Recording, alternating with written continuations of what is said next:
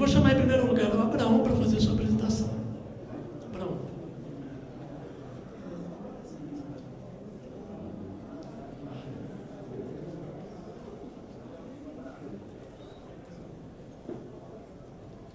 Bem, boa tarde a todos.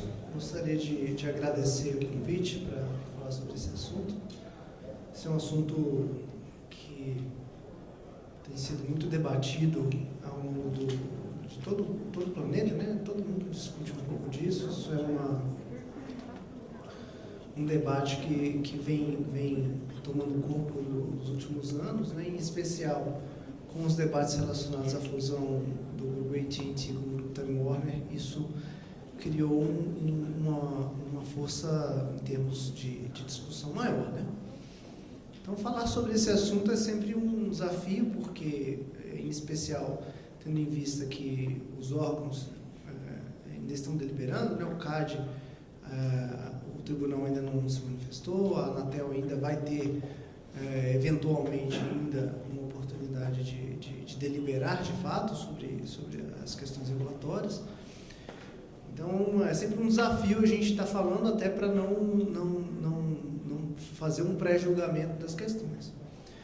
O que eu vou tentar trazer aqui hoje, em cima disso, então, é fazer uma análise do que tem acontecido com a indústria de uma forma geral, tendo em vista os desafios que nós temos e os caminhos que existem quando envolve essa indústria.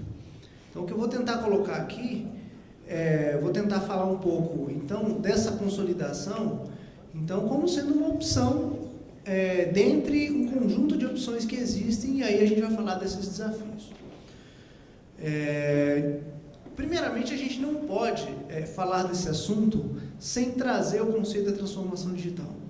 Nós víamos falando, discutindo na palestra anterior sobre a estratégia brasileira digital. E é importante a gente compreender isso. Eu quero trazer aqui, rememorar alguns conceitos que, eventualmente, alguns de nós ainda não tenhamos muito firmados, mas o que é a transformação digital, né? A transformação digital é um conceito que emergiu nos últimos anos, que ele é muito relacionado à transformação dos processos empresariais em uma nova realidade focada em ativos digitais. Essencialmente, nós estamos falando da transformação da sociedade. Ele é, acima de tudo, um grande movimento sociológico. Nós já estamos nele há algum tempo. Posso dizer que a gente está vivendo isso já pelo menos uns 15, 20 anos por conta da questão da internet. E o que acontece? Nós estamos aí entrando, talvez, na última e mais impactante fronteira dessa transformação digital, que ela passa a permear todas as atividades das pessoas, os comportamentos, inclusive mudando os paradigmas de gestão e modelos de negócio de todos os agentes. Nós não podemos esquecer isso, porque nós estamos falando de uma indústria que ela é parte integrante desse processo e talvez a principal parte fomentadora desse processo, que é, digamos, a indústria digital. Então, se a indústria digital gera impactos para toda a sociedade, óbvio que ela gera, para si só, já é um grande debate, né? E a gente fala dessa transformação, como eu falei, em todos os setores, e ela claramente muda os desafios de todo o ambiente competitivo. Originalmente, toda essa figura representa todo o desequilíbrio competitivo de todo o setor, seja ele de infraestrutura, todo o setor regulado, todo o setor que tem o que nós chamamos de falhas de mercado. Então, como todo setor tradicional que tem falhas de mercado, essa figura eu uso bastante ela nas minhas apresentações, porque ela dá um pouco da noção de qual que é a mente de análise quando a gente está discutindo ambiente competitivo. Você sempre tem agentes com vantagens, com condições de competição, com condições de comportamento, tendo em vista as falhas de mercado que geram vantagens, né?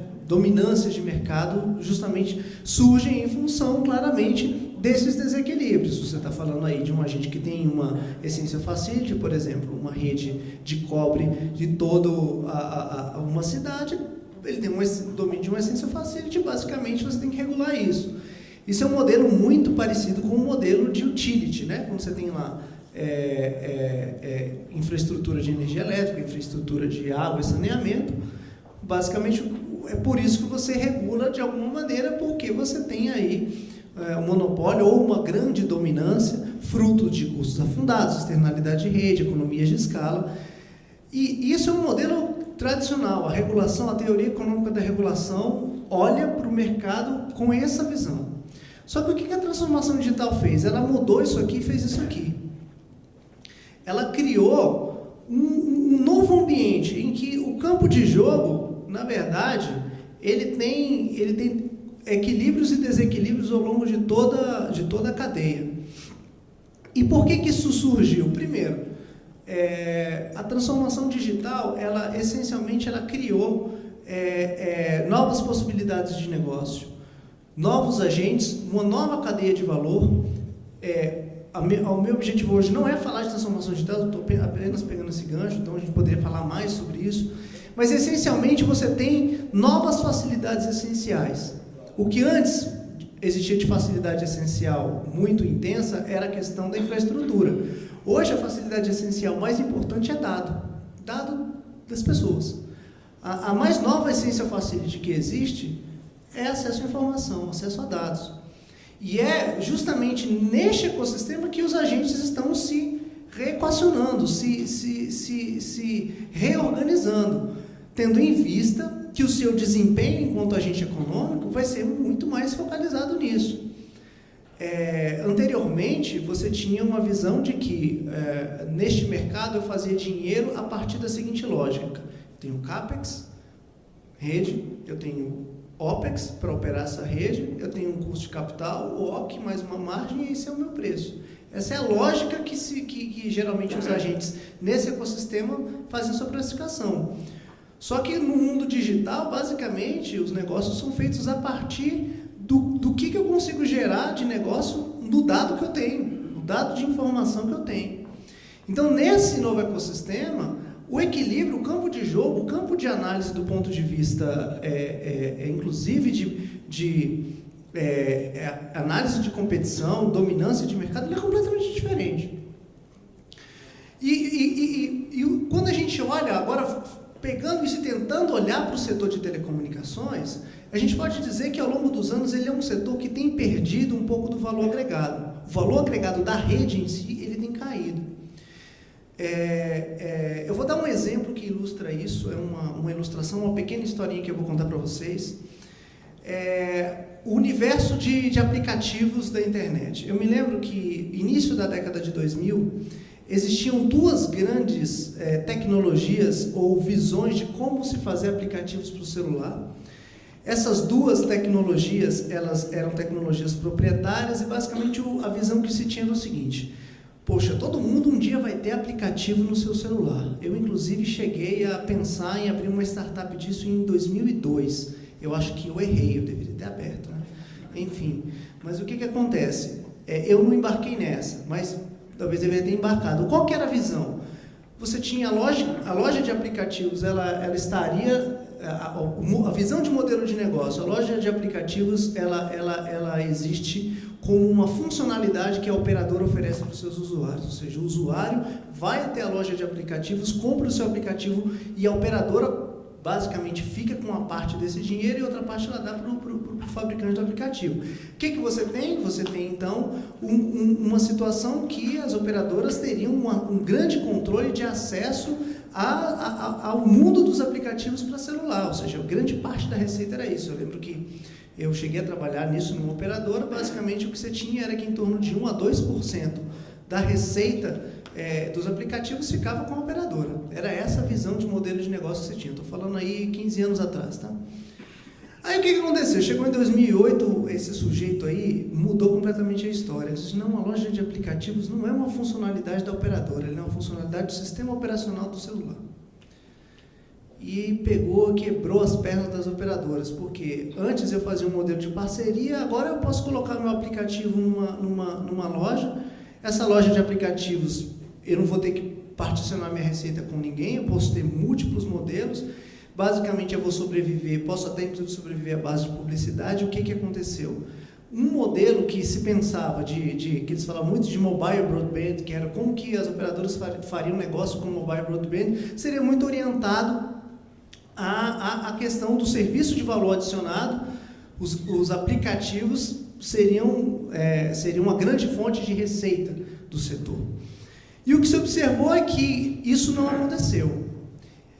E aí um dos efeitos disso é o que a gente chama de efeito boca de jacaré. Se você for olhar aí, a curva em verde é a curva de valorização das principais empresas de internet, e o vermelho, eu estou falando na América, tá, gente? É a curva de valorização das ações das principais operadoras de telecom. Isso eu estou pegando nessa década. Você tinha aí no início elas aí muito próximas, e depois o que se viu foi uma grande valorização dos ativos das empresas de internet. Fazendo uma reflexão disso, fatores que explicam isso. Então, receitas de dados SVA inferior ao que se esperava, se imaginava que uma grande fatia desse valor agregado viria para a rede, o que não veio. E, paralelo a isso, você teve um aumento muito grande da demanda de dados, especialmente por vídeo, muito maior do que se imaginava do ponto de vista das grandes previsões, né? E, de fato, o setor de telecomunicações, de maneira global, se mostrou muito competitivo também. Muitos agentes, principalmente em áreas competitivas, então o cara ia afundando CAPEX, e, ao mesmo tempo, o retorno agregado disso foi sendo decrescente. E aí, o que a gente observa disso? A gente observa que, de alguma maneira, o setor de telecomunicações começou a refletir a sua situação. Olha, será que eu sou sustentável por mim mesmo? Será que eu consigo me sustentar? Então, o debate de sustentabilidade do setor de telecomunicações, ele não é só brasileiro, ele é global. Ele é global. Se você pegar essa mesma apresentação que eu fiz aqui e você levar, por exemplo, para a Europa, o debate vai ser igualzinho. Vai ter variações, em conjunto por conta de ecossistema regulatório, questões tributárias, é natural, mas do ponto de vista macro, é isso que a gente observa.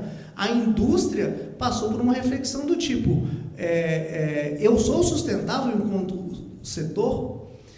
E aí, tentando já caminhar para o debate com vocês, se vislumbra um conjunto de alternativas para isso. O que se pensa disso? A indústria gradativamente mudou, né? Antes você tinha uma situação de agentes que competiam cada um na sua camada, né? E aí você tem até camada de rede, conteúdo, fabricantes, etc. Só que hoje os modelos de negócio você vê contestações de todo mundo com todo mundo. Então você tem agentes que antes faziam rede e que tem plataformas de streaming que alugam para operadores para uso e fazem receita com isso.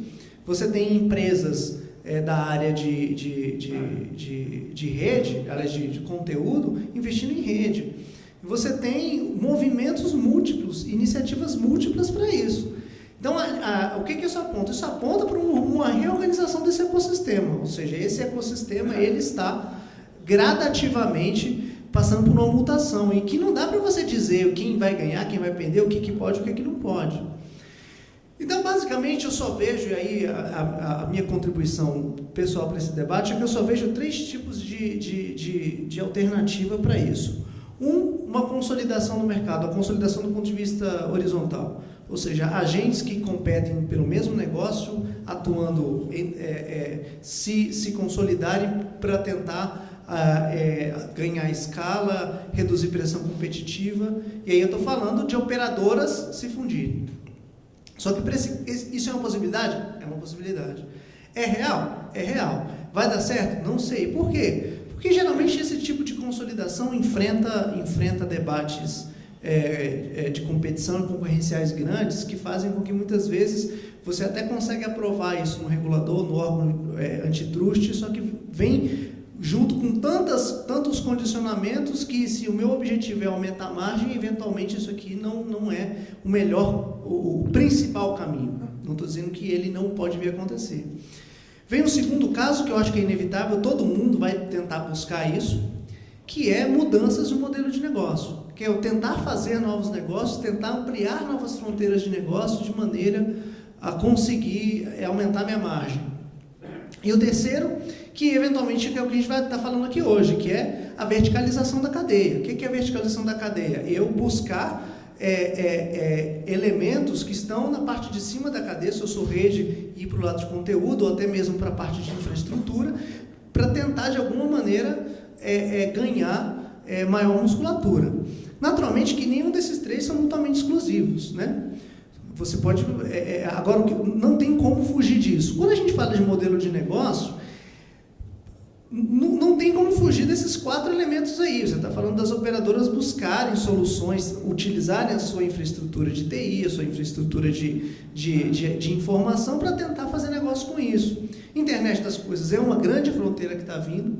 Não existe claramente modelos de negócios vencedores nem perdedores dentro da internet das coisas. Isso é algo que o mundo inteiro ainda está desbravando. Você tem grandes iniciativas, grandes...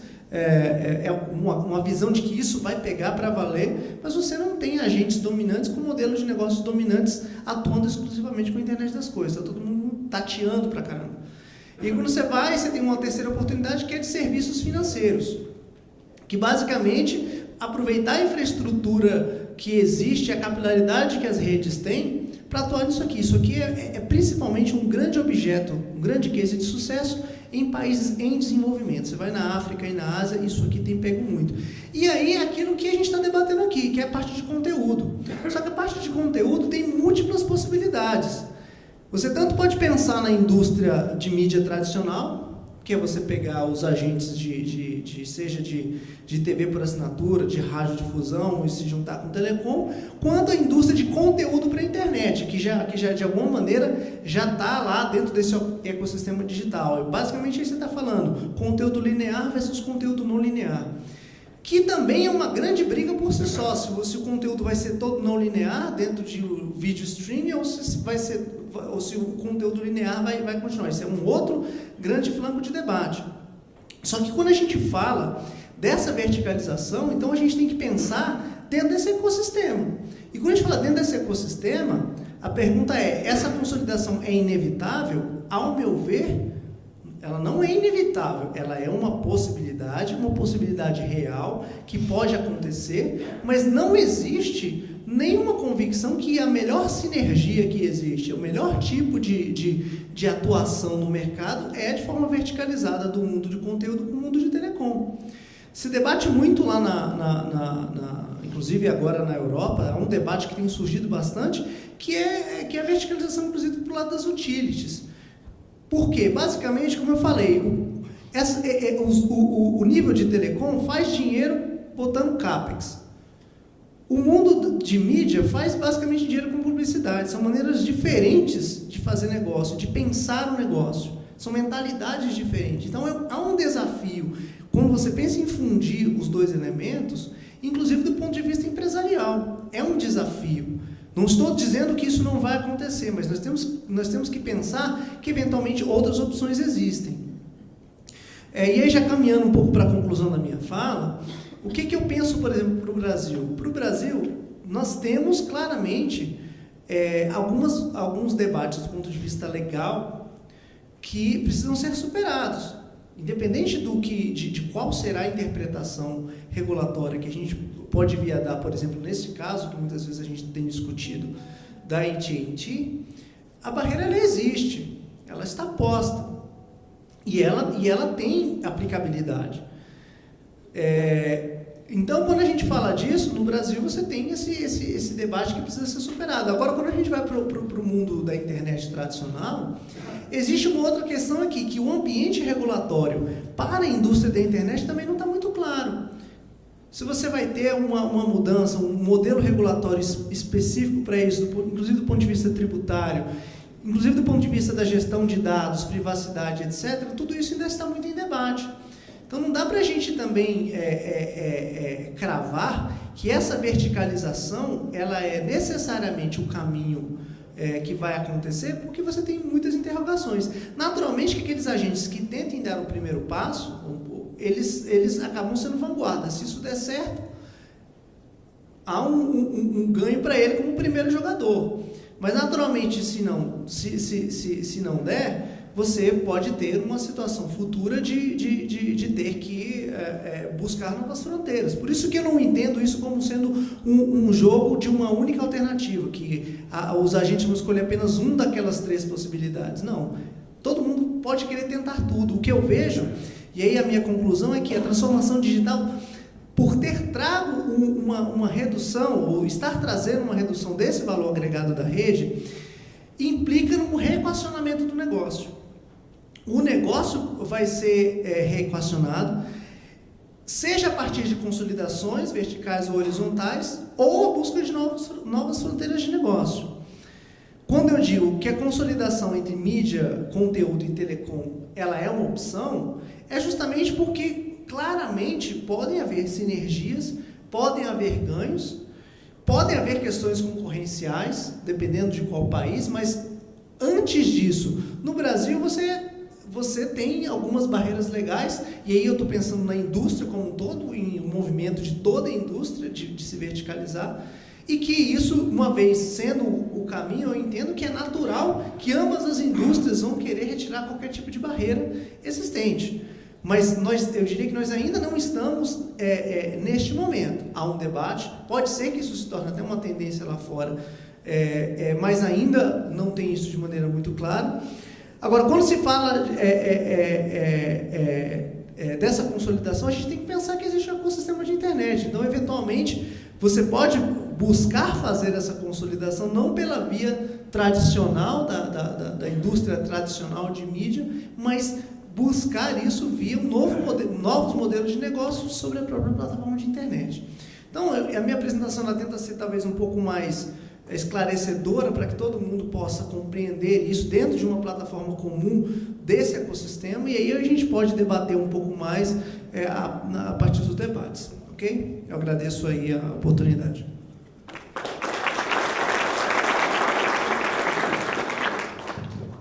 Obrigado, Abraão. Só antes de continuar, eu queria lembrar a todos que no final a gente vai ter o debate, né? Deve ser mais ou menos 30 minutos, e que vocês podem mandar perguntas pelo aplicativo também. Eu convido agora o Michael Hartmann, da AT&T, para fazer sua apresentação. A AT&T que está diretamente envolvida nesses processos apresentados pelo Abraão. Michael. Bom, muito obrigado, um prazer estar aqui hoje com vocês para falar desse tema, que é um tema que todos nós do setor, sejamos do setor privado, os reguladores, os consumidores, estamos vivendo todos os dias. Eu queria mais ou menos falar da mesma coisa do Abraão, né? Não tem diferença, só que eu acho que talvez o que eu queria contribuir para a conversa que vamos ter é talvez umas perspectivas que podem ajudar um pouco o entendimento e também para servir como ponto de partida para a análise do problema. E é o seguinte, primeiro, essa revolução que a gente está vivendo hoje, é importante lembrar que não é nova, tá? Houve uma revolução quando da rádio passamos para a televisão aberta. E houve uma revolução quando passamos de televisão aberta para ter também acesso à televisão por assinatura. Quer dizer que as pessoas, em vez de só receber 4, 5 canais, poderiam receber 100 canais ou 200 canais. Então, embora isso é super tumultuante, difícil não para nós da indústria, desculpa o português, é importante lembrar que isso forma parte da rotina do desenvolvimento da nossa indústria, portanto que seja difícil para aqueles dentro do setor. Então, eu acho que tendo essa perspectiva histórica, às vezes ajuda para dar uma orientação e pensar como lidar com essa revolução que estamos convivendo nesse momento. Desde a perspectiva histórica, então, quais são as tendências que a gente vê que são comuns, né? O primeiro é que o que está causando essa revolução dentro do nosso setor é a tecnologia. Exatamente o que o Abraão indicou. A tecnologia cria novos modelos de entregar para os consumidores as coisas que eles querem, que são conteúdos. Estavam super satisfeitos com a rádio, toda a família ficava perto da rádio para ouvir a novela na rádio, mas também gostava muito da revolução quando eles poderiam assistir na televisão. E quando passaram de ver não só a novela da Globo, que eu gosto muito, mas também programa de natureza na Discovery, programa de infantil na Fox, outros programas deportivos também gostavam. O consumidor gostava muito da variedade. E isso nos leva ao segundo constante nessas revoluções, que é o conteúdo. Okay? O que é o constante em tudo isso é o conteúdo. A forma de conteúdo que muda e a forma de entregar conteúdo que cria possibilidades, mas o conteúdo é constante. Dentro desse processo tem consequências para todos que estão na cadeia de valor, não é?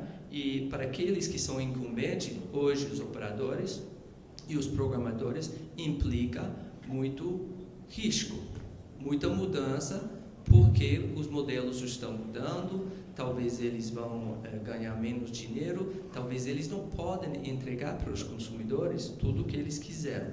Mas importante, super importante lembrar também que quem está ganhando de tudo isso, fora da problemática que todos nós aqui achamos que representa o consumidor.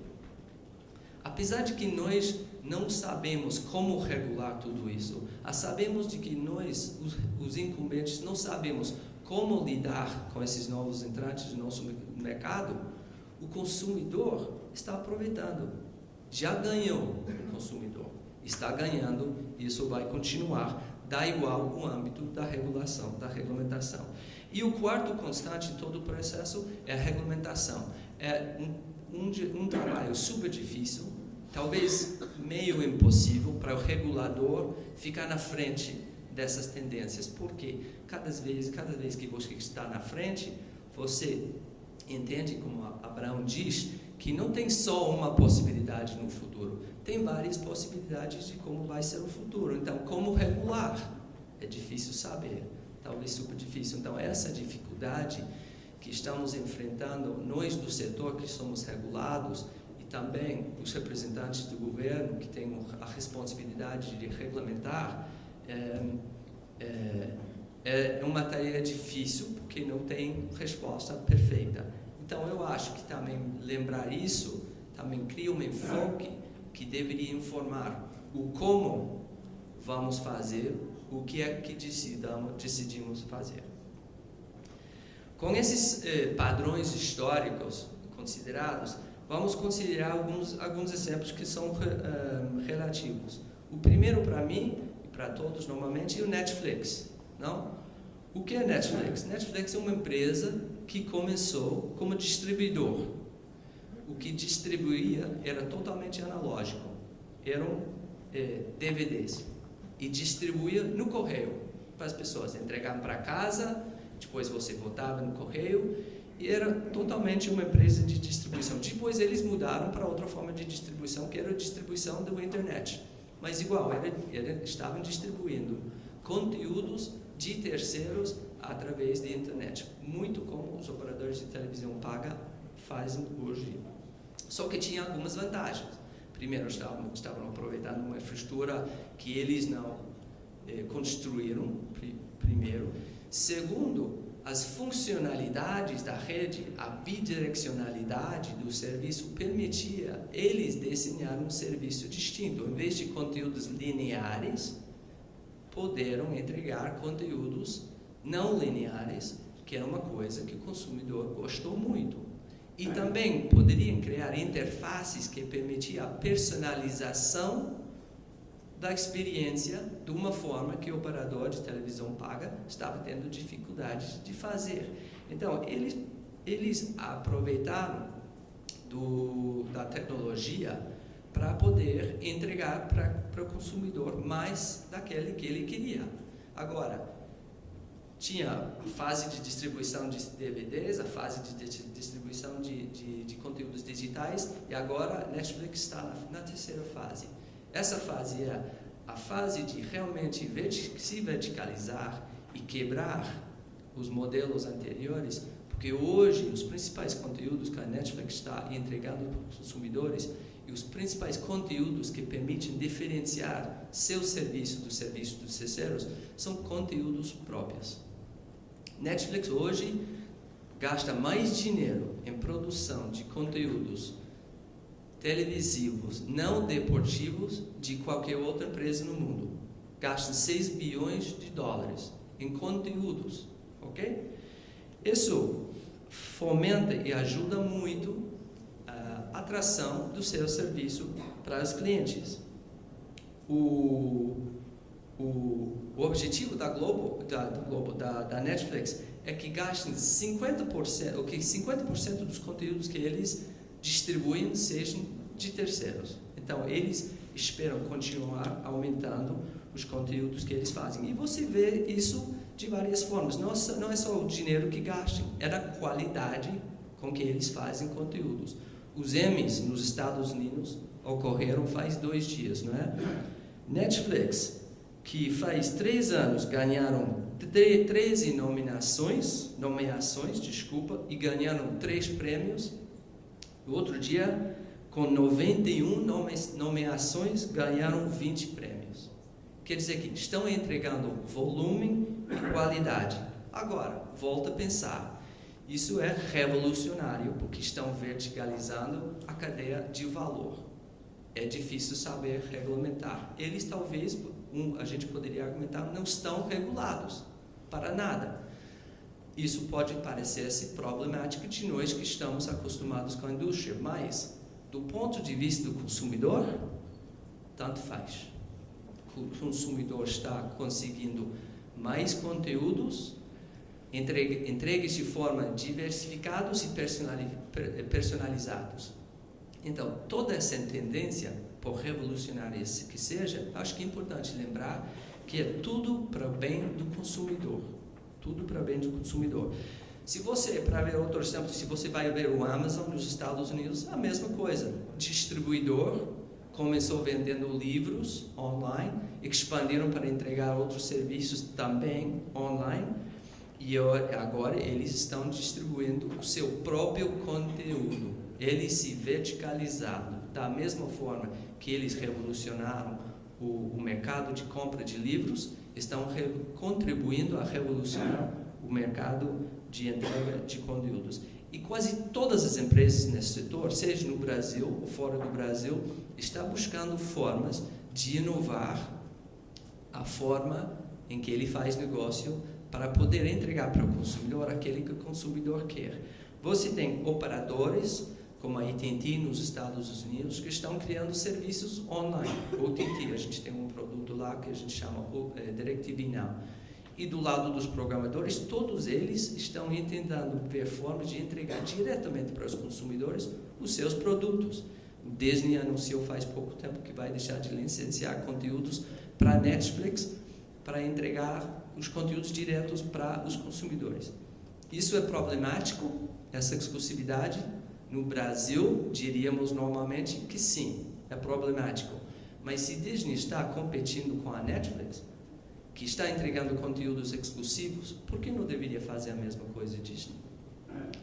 De novo, o consumidor está beneficiando com tudo isso. Então, é importante, na hora de debater como vamos nos adaptar, seja na indústria ou seja do lado regulatório, é importante lembrar essas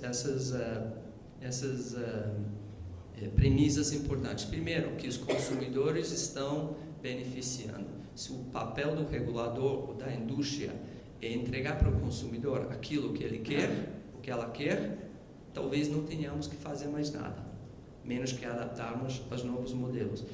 Segunda consequência de tudo isso que é importante lembrar, o produtor está beneficiando-se muito também, porque tem muito mais produção que está acontecendo, tem muito mais demanda, e isso está ajudando o setor produtivo de produção, seja no Brasil ou fora do Brasil.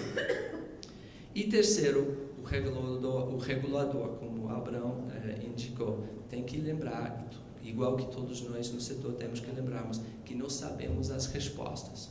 Então, a dúvida é o que fazer apresentado com a dúvida do que fazer. Acho que isso é o desafio que todos nós temos. Muito obrigado.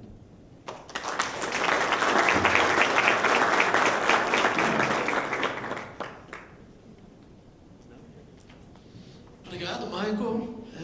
Convido agora a Luana Rufino Dancini.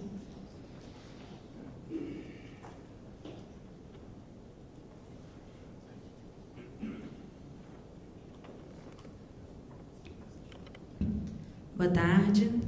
A minha apresentação, ela vai fazer uma abrangência do mercado internacional, brasileiro.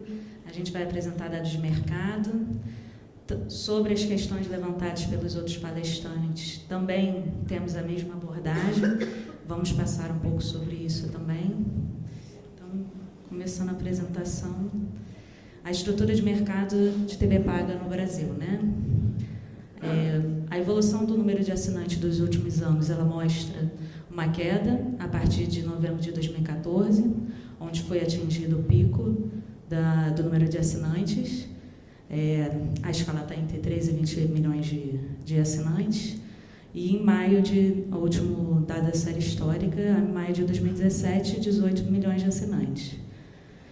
No Brasil, apesar dessa queda recente do número de assinantes, a gente percebe que o Brasil continua sendo um dos maiores mercados de televisão no segmento de TV paga, tanto de número de assinantes como também por faturamento, em patamares também próximos de outros países do primeiro mundo.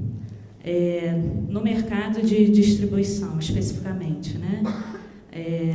O número de assinantes por grupo econômico. A gente vê várias empresas que demonstram uma concorrência no setor, mas com market share alto, né? Uma participação alta da primeira e da segunda do mercado, e do mercado de programação, tanto do mercado de programação quanto empacotamento, a gente percebe uma concentração de mercado, só que no mercado de programação, o HHI dá uma concentração moderada, né? E CR4 é a concentração dos 4 maiores market shares do mercado. Também em comparação com países selecionados da América Latina, o Brasil mantém um patamar alto, né, tanto do primeiro provedor quanto do CR4, dos 4 maiores, com a maior participação. Na América Latina, né, a maior participação é da América Móvil, depois da AT&T, Televisa, Telefônica, Claro e, por último, os outros provedores selecionados de todos esses países. E, especificamente no Brasil, na programação de TV paga, esse gráfico ele mostra 3 tipos de participações. A primeira, a participação da quantidade de programadoras por grupo econômico. A segunda, a quantidade de canais por grupo econômico. E a terceira, a quantidade de assinantes por grupo econômico, né? Sabendo que a quantidade de assinantes ela é multiplicada pelo número de vezes canais, por isso que dá esse número total de assinantes. Isso mostra que se trata de um mercado diferenciado, só que ele deve ser olhado a partir dos gêneros de programação, né? Canais premium, canais básicos, filmes e séries, canais esportivos. É assim que a gente analisa os mercados relevantes de cada uma dessa dentro do mercado de TV paga. Agora, no market share, segmento de distribuição, empacotamento de TV paga, Telecom, Grupo Líder, seguido pela Sky, TNT, 30%. No segmento de programação de TV paga, nós temos 36 programadoras, pertencentes a 21 grupos econômicos, com 200 canais em SD e HD. E, entrando na questão também do tema de debate, a gente vai passar pelos conceitos do bem audiovisual, que acabam, já foi discutido antes, a questão da convergência tecnológica, da revolução digital, mas só quais são os conceitos do bem audiovisual que acabam por levar a formas de concentração do mercado, né? Já foi falado, o bem audiovisual, o conteúdo audiovisual é não rival, é escasso, ele é um bem público, ele é um bem plástico, ele pode ser adaptado em diferentes segmentos de mercado, em diferentes elos da cadeia dentro do mesmo segmento de mercado, e isso tudo leva a uma concentração do setor audiovisual, né? Gera economias de escala na distribuição, economias de escopo e economias de multiformidade, né? Que são economias em diferentes de cadeias de valor, né? Que a mesma empresa ela tem benefícios ao atuar em diferentes segmentos de mercado. Aí são as formas de concentração, o Abraham também passou genericamente, falou da concentração horizontal e vertical, na integração vertical e horizontal, mas tem outras formas de concentração também nas empresas de mídia, concentração diagonal, concentração em rede, todas decorrentes da característica do mercado, da indústria do audiovisual nesse momento de era digital, né? Como a legislação tratou disso, né? A partir da conceituação das falhas de mercado, que o Abraham já falou, estrutura de mercado de concorrência imperfeita, externalidades, informação assimétrica, acaba por gerar uma quantidade de eficiência mínima menor do que a desejada, né? Afeta o bem-estar social e, por isso, entra a regulação. No Brasil, atualmente, né, em relação aos entraves da legislação, aos tipos de concentração.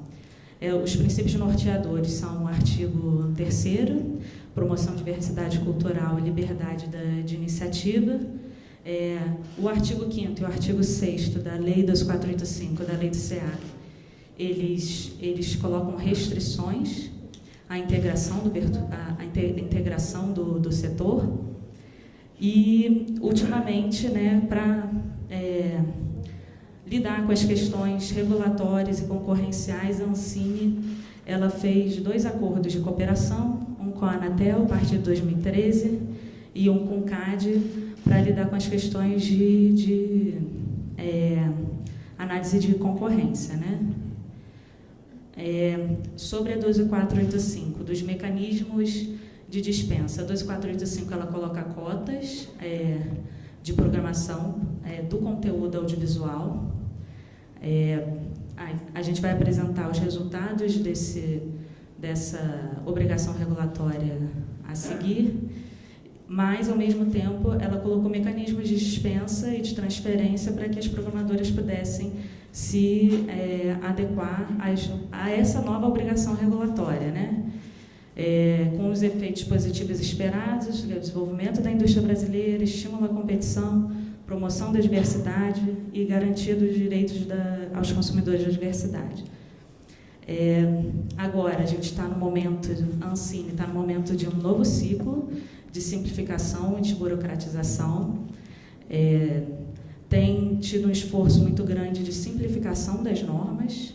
As normas existem, nós temos que seguir as normas, mas elas sempre podem ser melhoradas. Nós estamos num momento de escutar todos os agentes do mercado envolvidos, que também mostrem novas propostas para a Ancine analisar cada caso. E esse é um ciclo que está se gerando a partir, né, com o intuito de transparência e controle, né, social. E dos resultados da regulação da TV por assinatura, Esse novo ciclo ele tem por intuito intensificar esses resultados que a gente já consegue observar a partir das obrigações regulatórias da 12485, né? Principalmente no que se refere à cota de programação e à cota de empacotamento. Que a gente percebe no ano total de 2016, das horas de programação, entre os canais SECs, né, que são canais de espaço qualificados, SECs infantis, canais de espaço qualificado infantis. Para quem não sabe, SEC é um canal que ele exibe majoritariamente programação de filmes e séries, né? Exclui os conteúdos jornalísticos, esportivos e religiosos. CABECs são canais de espaço qualificado brasileiros. Além de ser um canal de espaço qualificado, ele tem que ser programado por programadora brasileira e não pode ter acordo de exclusividade. E o CABEC Super Brasileiro, o CABEC SB, é um CABEC que tem que exibir mais de 12 horas diárias de programação brasileira, né?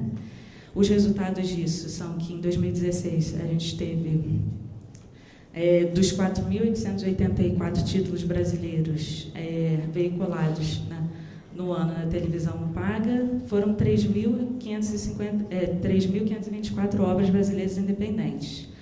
A concentração da programação brasileira nos canais SEC, ela fica na faixa de horário até as 19h30, dentro do horário nobre. No CABEC tem uma programação mais estável. Nos SECs infantis, ela se concentra na faixa da manhã, né? E em relação à obrigação regulatória, dentro dos canais de espaço qualificado, isso representa, no ano, 2,8% de exibição, de obrigatoriedade de exibição de conteúdo brasileiro. E foi veiculado 6,6%. Antes da 12485, né? Antes de se sentir os efeitos da 12485 até o ano de 2011, a programação brasileira era de 1% em todos os canais. No horário nobre, também se vê, o horário nobre, como a cota de programação são 3 horas e meia semanais dentro do horário nobre, se você olha só para a obrigação no ano do horário nobre, 8,3%, foi veiculado 13,6% no total dos canais SECs, o que mostra também um excedente da obrigação regulatória no horário nobre. Tanto para os SECs comuns quanto para os SECs infantis. Dentro do conteúdo do horário nobre veiculado de obras brasileiras, a maioria foi de obras brasileiras independentes.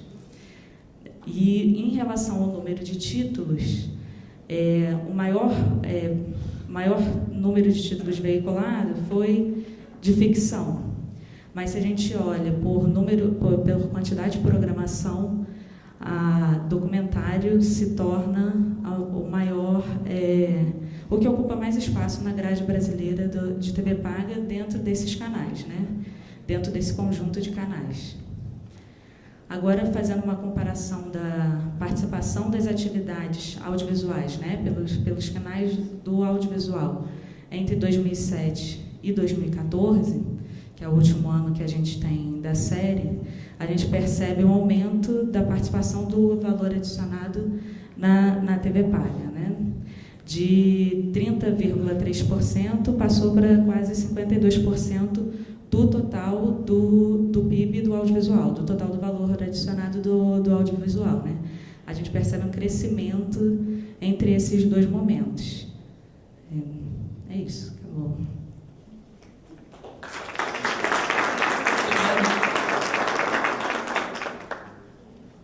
Obrigado, Luana. Eu vou abrir então aqui para o debate. Eu queria saber se tem alguém na plateia, se tem alguma questão.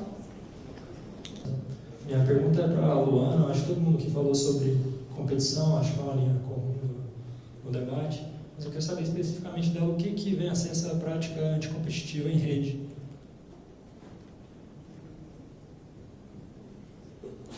Eu não mostrei a prática anticompetitiva em rede, é só uma forma de concentração em rede, né? no Brasil só tem vedação a concentração vertical, né?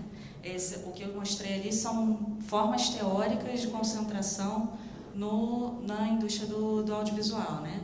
Você pode ter concentração horizontal, concentração vertical, concentração diagonal, que por ser um produto de mídia e estar em diferentes segmentos de mercado, né, como já foi abordado pelos dois, acaba por ter outras duas formas que não são convencionais, né, que é a integração em rede e a integração diagonal. Obrigado.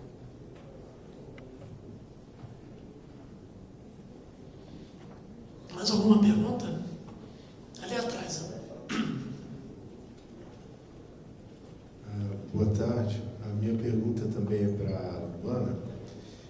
No final do ano passado, a Ancine ela desenvolveu, me parece que algumas consultas públicas a respeito de regulamentação de mercado de VOD, né? E que traz uma porção de assuntos interessantes, inclusive como adaptar esse problema das cotas a um tipo de, vamos dizer, operadora que tem estoque, tem catálogo, é de uma natureza bastante diferente. Eu queria que você comentasse rapidamente qual é a visão hoje da Ancine a respeito disso. Hoje, por conta do grupo de trabalho que foi criado pelo Conselho Superior de Cinema, na última reunião do Conselho Superior de Cinema, a regulação do VOD ela vai ficar restrita à regulamentação, vai ser discutido nesse grupo de trabalho como regulamentar o VOD a partir da tributação, né, com DECIM. Aí esse vai ser o primeiro passo que foi acordado pelo Conselho Superior de Cinema. A Ancine, ela tem uma cadeira nesse grupo de trabalho, ele tem representantes da sociedade civil, tem da Anatel, tem da Ancine, tem do MIC. Então, ela é mais uma opinião dentro do que vai ser discutido no grupo do trabalho. Mas o foco do grupo de trabalho não a regulação do VOD ficou para o momento seguinte. Agora, o grupo de trabalho ele vai discutir a regulamentação, que é a tributação do VOD. É com DECIM, né?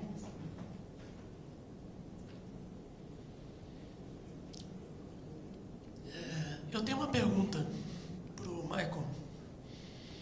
Tem uma questão que está no pano de fundo, né, desse debate, que é a fusão da AT&T com a Time Warner, né?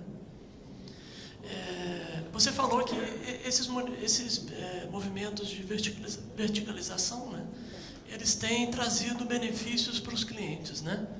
E isso que tem justificado esses movimentos em várias indústrias, né? Eu queria que você falasse um pouco sobre os benefícios que estão associados a essa fusão.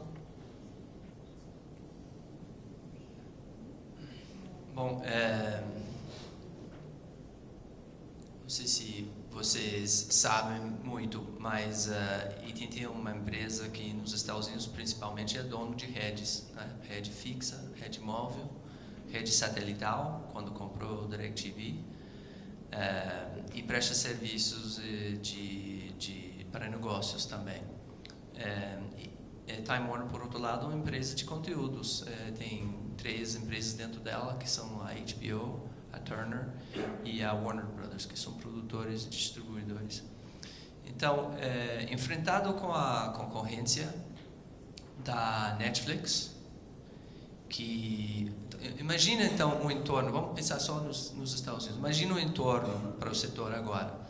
Você tem a Netflix, que já tem mais de 40 milhões de usuários nos Estados Unidos. Aqui no Brasil tem 5 a 7 milhões de usuários, mais talvez. Então, todas essas figuras falando de concentração no mercado de televisão, desculpa atrever a dizer isso, se vocês não tomam em conta a realidade de como as pessoas consumem isso, estão vendo só uma imagem limitada do total. E eu sei que a Ancine está consciente disso, mas se se repete um pouco do meu ponto de vista o erro metodológico, continuar a enfocar numa definição de mercado que está claro que, não sei se nesse momento, no próximo momento, não vai ser a definição correta de mercado, se bem que reconheço que representa o âmbito regulatório do ensino nesse momento. Mas, do ponto de vista do NTT ou Time Warner, você tem Netflix, que está entregando serviços diferenciados e chegando a conhecer os consumidores de uma forma super atrativa para os clientes, não é? Você tem Amazon, que está fazendo a mesma coisa. Por outro lado, na internet, o que é que está acontecendo às indústrias de produção e televisivas? Eles estão perdendo ingressos de publicidade. A Time Warner, os canais da Time Warner não tem televisão aberta, mas imagina os canais da televisão aberta, eles não conhecem os clientes deles. Normalmente eles vendiam publicidade sem saber como eram. Então, eles têm a preocupação, primeiro, de que vão começar a perder ingressos dos honorários que eles recebem dos operadores de televisão paga. Segundo, vão perder os ingressos de publicidade para quem? Para Google e para Facebook.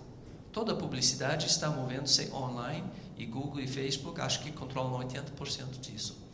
E terceiro, eles não têm conhecimento de quem são os end users, os clientes deles. Então, o problema estratégico deles, do lado de Time Warner, é essa. Do lado da AT&T, que é uma empresa de infraestrutura, é como entregar serviços para os clientes que eles gostam, serviços diferenciados e distintos, não? Então, a ideia é que, fazendo uma fusão dessas duas empresas, embora vão ser mantidas separados para poder cada um prestar os serviços, que vai permitir uma inovação na criação de novos serviços e conteúdos para poder competir com a Netflix, com Google, com a Amazon e melhorar o serviço para os clientes. Isso mais ou menos conceitualmente é a ideia. Eu recebi uma pergunta aqui via aplicativo, que é: a Ancine tem algum dado que informe quanto o Brasil paga atualmente de royalties de conteúdo estrangeiro? Vai para a Luana, né? Não, hoje não. Ok. Eu tenho mais uma pergunta aqui, que eu gostaria de fazer para o Abraão e para a Luana. A minha questão é o seguinte: o Michael falou que o Netflix gasta 6 bilhões por ano, né, Michael?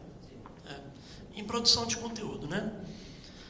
Nós temos outros gigantes nesse mercado, a Amazon, quem mais? A própria Time Warner, né? HBO, etc. Né? A minha dúvida é o seguinte: existe um risco, aí eu pergunto do seu ponto de vista regulatório, como é que vocês enxergam isso, né? De que, devido à escala necessária para esse negócio, que apenas grandes provedores consigam prover esse tipo de serviço de vídeo sob demanda, por exemplo, Netflix, Amazon, ou existe espaço para que empresas do Brasil ou regionais consigam competir nesse mercado? Bem, pessoalmente, o que eu acho? Assim, tentando pegar o gancho da minha apresentação, o que nós estamos vivendo hoje, na verdade, o campo de jogo de todo mundo mudou. Então, hoje, você está pensando, você tem um bolo publicitário que, de alguma maneira, ele está sendo disputado pelo ecossistema da internet, pelo que o Michael colocou aqui. E talvez este seja uma das questões de debate do ponto de vista de análise de mercado relevante. E aí, quando a gente tem que olhar, do ponto de vista regulatório, o debate sobre a internet. Não estou aqui querendo dizer que você tem que regular a internet, nada dessa natureza, não é nesse aspecto que eu estou colocando, mas o que nós precisamos ter em mente é que a dinâmica que o mundo da internet traz, em especial do ponto de vista do consumo, está gerando todos esses movimentos. Então você pergunta assim, o que o regulador pensa em relação a isso, se vão ter grandes, vão ter pequenos, mas se você olhar o mundo da internet, eu diria o seguinte: o mundo da internet, ele tem se concentrado gradativamente.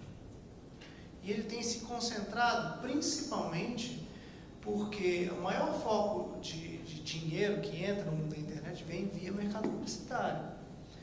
E aí você tem que olhar muito a questão, não só, você tem que olhar talvez a internet como um todo, sem olhar só para vídeo. É claro que o vídeo, eu não acredito que você vai ter apenas mega produtores de vídeo, por uma questão simples. A internet ela é uma plataforma que te permite produções de vários níveis.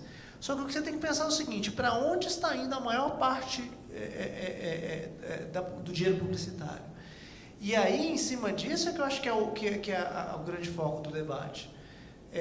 Hoje você está tendo uma concentração grande em grandes agentes que sobre ele não tem nenhum tipo de regulação. Novamente, não quero dizer que precisa existir isso. Você acompanha comigo os debates na UIT, você sabe qual tem sido a minha posição em relação a isso. O que eu entendo é que nós não podemos olhar para isso com o olhar que eu coloquei no meu primeiro slide, colocando como um campo de jogo tradicional em que os equilíbrios e os desequilíbrios são uniformes, que não são. A forma de analisar a notícia regulatória precisa ser diferente, você precisa compreender que a dinâmica do mercado relevante é diferente. Então, vou refletir, vou fazer uma comparação aqui. Vou comparar, trazer para o mundo de telecom. A gente fala muito de OTT, né? Mensagem e SMS, né? E mensagem na internet. Na minha opinião, se substituem, mas claramente os agentes não jogam o mesmo jogo. Um disputa o mercado publicitário e o outro disputa a receita de assinatura. Então nós temos que olhar para essa questão regulatória muito mais sob uma nova perspectiva. Você vai perguntar qual que é. Você não tem muito claro, mas uma coisa você tem claro que o modelo tradicional não é. E é sobre essa visão que eu acho que a gente tem que olhar isso, que o campo de jogo para toda essa turma, seja telecom, seja mídia tradicional, seja a mídia que surge na internet, será o ecossistema digital. E aí, nesse ambiente, a gente vai ver de onde vem a receita e sobre o que eu estou brigando. No fundo, estou brigando por publicidade. Eu também vou na linha do Abraão. Eu acho que do ponto de vista regulatório, a regulação ela tem um desafio, né, de não olhar a partir de estruturas de mercado, segmentos de mercado, atividades separadas, mas do ponto de vista de modelo de negócio, né, que é como se organiza a indústria hoje, né, a indústria do audiovisual, no caso da Ancine. Mas hoje a lei ela é feita a partir de segmentos de mercado. Então também eu acho que é bom para o debate a gente trazer essas questões porque as leis elas são boas e a gente precisa sempre aprimorar as normas, né? Então, do ponto de vista do regulador, não tem muito o que fazer sendo um servidor, né? Além da lei, você tem que seguir a lei. Então, é um debate que deve ser levado, né? Como o próprio Michael disse, né? Para além de uma estrutura fixa, de uma estrutura passada, né? A regulação, ela parece que ela sempre está olhando para trás, né? Então, você sempre está regulando um modelo que já foi ultrapassado. É realmente um desafio trazer alguma regulação que tenha, que aumente esses impactos positivos a partir de um modelo futuro, né? Eu acho que a gente tem que estar pronto para esse debate, para uma inovação na regulação. Obrigado. Alguma questão na plateia? Claro. Eu só queria dizer aqui, da parte do setor privado, nós reconhecemos a dificuldade que tem o regulador no setor, porque se é um desafio para a gente também reconhece que é um desafio grande para o regulador. Para mim, a percepção minha é que a lei de SEAC foi construída em base de 4 pilares, que era operador, empacotador, programador e produtor. Esses pilares no novo entorno do Netflix, do OTT, da VOD, esse edifício que foi construído, eu não sei o que fazer, é um desafio. E a comunicação aberta dentro do setor é super importante de todos os lados para debater esses assuntos. E é um pouco por essa dificuldade que eu acho que sempre deve ser ponto de partida o fundamento da regulamentação, o fundamento da regulamentação, principalmente, normalmente, é proteger o consumidor, os consumidores que estão vendo as coisas. Então, dentro de todos os desafios, acho que sempre deveríamos nos perguntar: isso representa um problema para o consumidor? E se não representa, tudo bem. Talvez deveríamos deixar andar. Tá? Obrigado. Eu tenho mais uma questão aqui. Toda essa revolução tecnológica, né, como o Abraão colocou, ela leva a algumas situações engraçadas, né, ou curiosas. Por exemplo, atualmente você tem, vamos pegar o caso da Netflix, né? Netflix ele utiliza as redes de telecom como meio para distribuição do seu conteúdo, né? Então, nesse sentido, a Netflix é um parceiro das empresas de telecomunicações, ou seja, ela precisa das empresas de telecomunicações para poder prover seu serviço, né? E ao mesmo tempo, principalmente com esse movimento de verticalização, e aí pensando também na questão da TV por assinatura, a Netflix é um concorrente direto ou indireto, né, desses serviços, né? Eu queria primeiro perguntar para o Michael, né, e depois perguntar para o Abraão e para a Luana, o que eles pensam disso. Quer dizer, a gente tem uma situação, tem um paradoxo, né? Você tem que tratar com uma empresa que ao mesmo tempo é parceira e concorrente, né? Como é que vocês estão lidando com isso, né?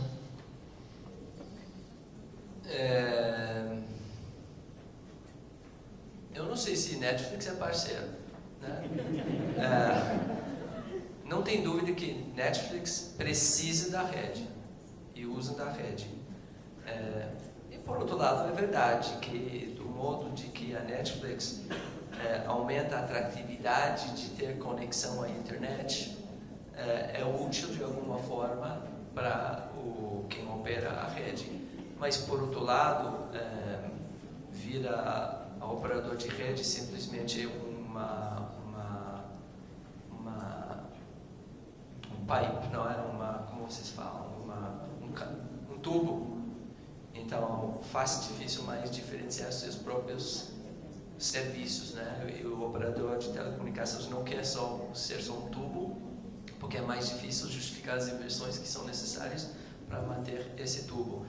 Então, tem um debate regulatório sobre neutralidade de rede e tudo isso. Que é para assegurar de que ninguém esteja discriminado contra a net, né? Para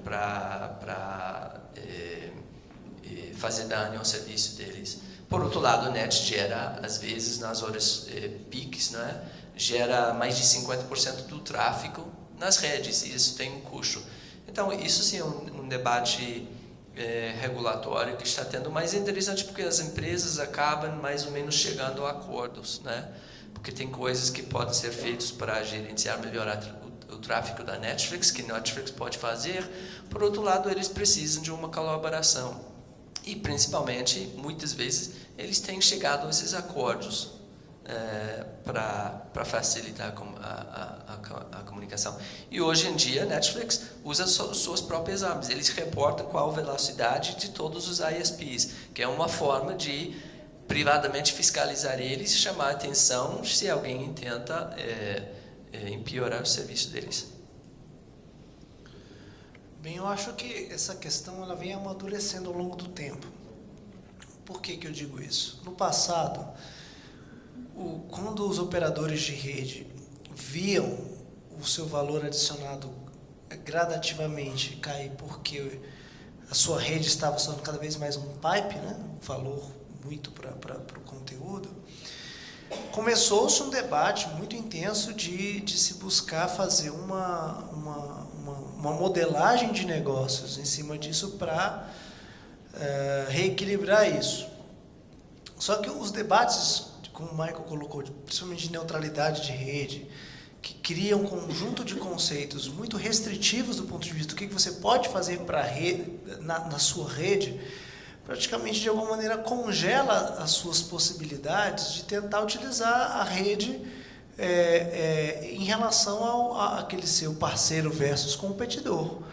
Porque de alguma maneira a minha rede ela é neutra, então eu não consigo fazer nada com isso, mas existe um conteúdo que passa ali que compete comigo, com o meu. Então, talvez isso é um dos motivos que tem gerado os debates de sustentabilidade, porque se eu tenho uma rede que eu não posso fazer negócio com ela em relação ao meu concorrente, eu de alguma maneira eu tenho que buscar outras alternativas. E aí vem tudo isso que a gente está falando, né? Você tem que buscar novas fronteiras de negócio, se consolidar com algum agente ou se verticalizar na cadeia, porque no limite você tem um concorrente seu que de alguma maneira trafega na sua infraestrutura e você não se rentabiliza por isso, e ao mesmo tempo ele toma o usuário seu do ponto de vista do conteúdo. Este tipo de coisa é um debate que se colocou. Aí você pode dizer assim, então o problema está na neutralidade de rede? Eu acho que não, porque ele é um princípio importante para o ecossistema. Se você não tem um princípio dessa natureza, todo o ecossistema fica em risco. Então o que eu acho é que, como eu estou dizendo, nós estamos num processo de revolução digital, de transformação, em que vai surgir uma equação, precisa surgir um novo equacionamento, porque dadas esses desafios que estão postos, não dá para você não ter uma rede neutra e não dá para você também não buscar se rentabilizar via outras fontes. Obrigado. A gente tem tempo ainda para mais uma pergunta. Eu queria ver se na plateia alguém tem alguma questão para fazer aqui para...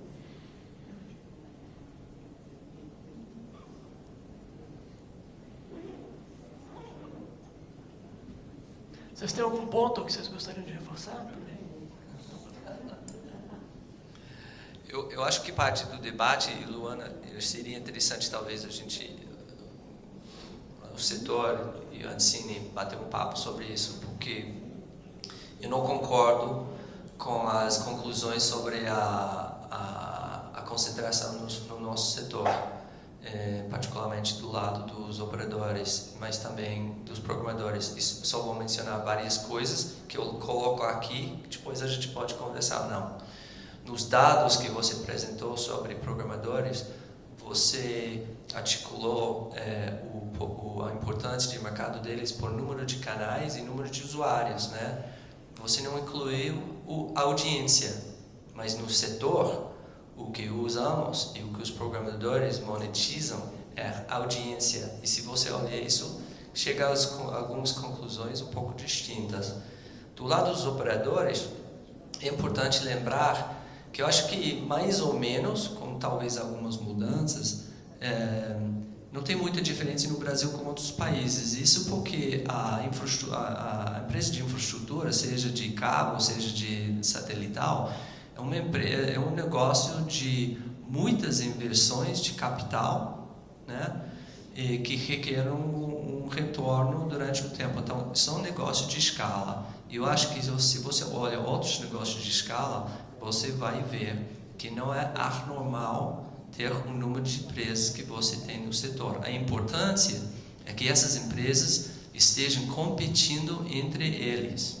E uma forma para confirmar que estão competindo entre eles e ver qual o churn deles. O churn é a métrica que dizem quantos usuários deles saem da base deles cada mês. E eu não sei, isso é um número super confidencial para as empresas, mas eu vou apostar que seja na média de 4% no setor. Isso quer dizer que quase 50% dos usuários saem da base de um operador para outro operador. E o mercado não está crescendo. Então, o que é, do lado nosso, o que é que está acontecendo no mercado? Nós estamos todos competindo para ganhar, reganhar e manter os mesmos consumidores. Eu acho que é super competitivo, apesar de você não ter um número grande de empresas que estão dentro do setor. Então, eu queria só fazer essa observação da parte de alguém que está na indústria. E, como eu falei, sempre estamos aqui para trocar observações sobre esses temas. Luana, você quer falar alguma coisa? Realmente a concentração, a estrutura de mercado que a gente olhou foi a partir do número de acessos, né? Foram 3 formas diferentes. Não foi a partir de audiência, né? Que nesse ponto abarcaria o que o mercado oferece de rentabilidade, de publicidade, mas foi por número de acessos, número de canais por programadoras, número de programadores por grupo econômico.